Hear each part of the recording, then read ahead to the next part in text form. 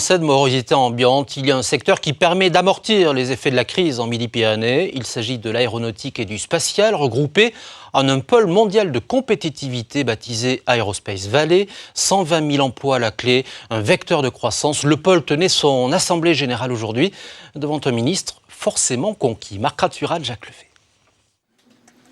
Nomeo a su transformer une simple idée en outil industriel prometteur. Un scanner de vision 3D capable de transformer en plan n'importe quel objet présent devant lui. Aujourd'hui, l'instrument de mesure existe, en partie grâce à Aerospace Valley. Aerospace Valley est composé de gens qui connaissent extrêmement bien tout le milieu de l'aéronautique. Donc pour nous, c'est une manière de naviguer en tant que PME. C'est une manière de naviguer facilement dans cet environnement-là qui n'est pas toujours évident. Aerospace Valley regroupe 560 entreprises, des grands groupes tels qu'Airbus, des PME ou des instituts de recherche. En 5 ans, la structure revendique la création de 19 000 emplois entre Aquitaine et Midi-Pyrénées.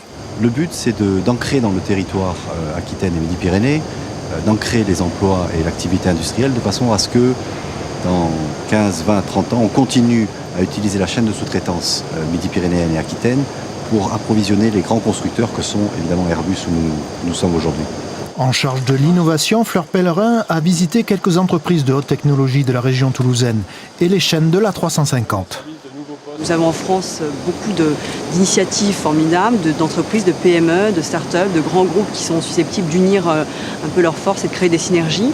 Et je crois qu'il suffit juste un peu à un moment d'impulser ce rapprochement pour que ça fonctionne bien et qu'on crée ces écosystèmes vertueux. Donc je crois que c'est très important. En 7 ans, Aerospace Valley a financé 500 projets grâce à une enveloppe mi-publique, mi-privée de 740 millions d'euros.